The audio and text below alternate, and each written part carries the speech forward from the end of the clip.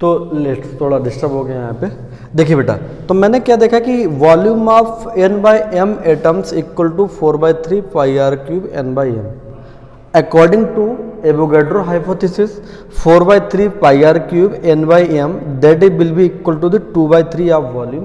क्योंकि एवोगैड्रोज का यहीं पे कॉन्सेप्ट आएगा। देखिए एवोगैड्रोज कॉन्सेप्ट, एवोगैड्रोज के अकॉर्डिंग ही मैंने बताया था 2/3। क्योंकि देखिए एवोगैड्रोज ने ही कहा था कि जितना वॉल्यूम उसमें आना चाहिए, लेकिन एटम जो होगा वो 2/3 ही लेगा। अगर मान लीजिए उस कंटेनर का वॉल्यूम V था तो एक्चुअल उस एटम से कितना वॉल्यूम लिया हुआ 2/3 ऑफ दैट V। अब बेटा समझना है यहाँ पे वॉल्यूम मुझे पता density equal to the mass by volume, density equal to mass by volume. If mass मैंने कितना लिया 1 gram, then density equal to 1/V, then V equal to V will be, देखना बेटा V will be equal to 1/ρ। ध्यान रखना density equal to mass by volume, मास मैंने 1 ग्राम लिया, density 1/V, V equal to 1/ρ। अब मैंने क्या किया यहाँ पे इस वैल्यू को पुट कर दिया 2/3 1/ρ।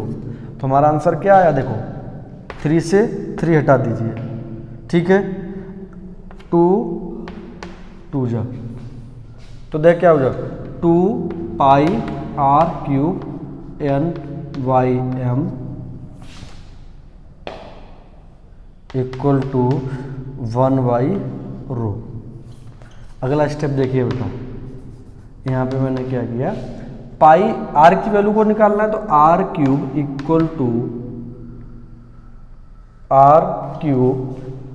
टू देखिए r³ 1/ρ डिवीजन में लाइए, पाई को लाइए, 2 लाइए, 2 ले आए, देखिए अपॉन, क्लियर। अब देखिए r³ तो r equal to m divided by n pi ρ 2 की पावर 1/3। तो दिस इज द फॉर्मूला। अब मैं दोबारा से इस चीज़ को रिपीट कर रहा हूँ, आप इस चीज़ को समझना ध्यान से, क्योंकि थोड़ा हो सकता है आपको कॉन्सेप्ट स्लिप हो रहा हो। एवोगैड्रोज ने एक थीसिस को दिया और उसने कहा कि एटम्स मॉलिक्यूल्स जो होते हैं वो सर्कुलर होते हैं। तो किसी भी कंटेनर्स में, किसी भी बीकर्स में जब उनको हम रखेंगे तो हम ये नहीं कहेंगे जितना बीकर का वॉल्यूम है उतना ही एटम्स का वॉल्यूम होगा। उसने कहा ऐसा नहीं होता है। उसने कहा कि जो एटम्स का वॉल्यूम होगा, एक्चुअल वॉल्यूम होगा, उस कंटेनर्स के 25% कम होगा, मतलब that will be equal to 2/3, that is equal to 75%। उसने कहा वो कितना होगा 2/3 होगा। मतलब इस बीकर का, जैसे अभी हम लोग क्या करते हैं, 1 लीटर को लेना है, मैंने कंटेनर में लिया, मैंने कहा 1 लीटर हो गया, नहीं, उसने कहा ऐसा नहीं होता। उसने एक्चुअल उस लिक्विड का वॉल्यूम 25% कम होगा। फिर मैंने क्या क्या, चलो अब मैंने m मोलिकुलर मास ले लिया। अब मोलिकुलर मास में n पार्टिकल्स होते हैं। फिर मैंने कहा m ग्राम मोलिकुलर मास जब ग्राम में आएगा तो m ग्राम में n एटम हुआ तो 1 ग्राम में n/m एटम होंगे।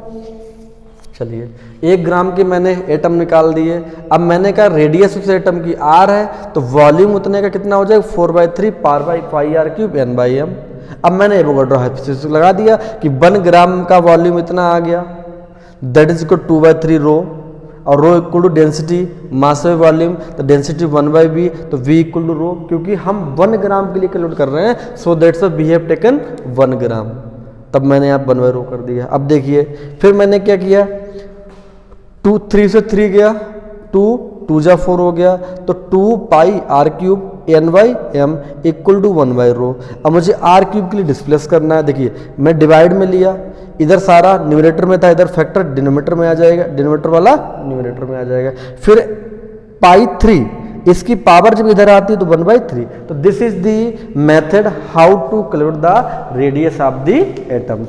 तो my dear this is the all about the Avogadro hypothesis which comes under the topic indirect methods of measurement. इसी तरीके से हम ओलिक एसिड का भी सिखाएंगे कि ओलिक एसिड का कैसे डायमीटर्स निकालते हैं। उसमें कुछ नहीं है, उसमें सिंपल सा फंडा लिया है कि बेसिक कॉन्सेप्ट, मैं थिन फिल्म को बना दूंगा, अगर मैंने किसी लिक्विड को किसी सरफेस पे डाल दिया, उस सरफेस पे डालने के बाद में उसका सरफेस एरिया हमें पता लग जाए और वॉल्यूम पता लग जाए, तुरंत हम हाइट को निकाल सकते हैं और that height will be atoms height. तो इससे मुझे क्या मिलता है, डायमीटर ऑफ द एटम भी मिल जाएगा। तो this is the all about the today's topic Avogadro's hypothesis in detail. Tomorrow you will get the short video how to calculate the heights or diameters or thickness of the oleic acid. Within short interval of time you will get this video. So my dear, regarding this topic still do you have any doubt? दो topics हैं, मैं दोबारा से आपको समझा रहा हूँ।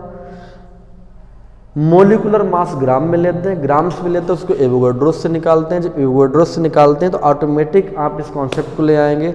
जैसे ही आपको 1 ग्राम का वॉल्यूम पता लगा, आपको पता होना चाहिए वो वॉल्यूम 2/3 एक्चुअल होगा। उसको मैंने कंपेयरिंग किया, then simply you will calculate the value of the R. तो my dear, this is the all about the indirect method to measure the small distance by using Avogadro hypothesis. Okay, thank you.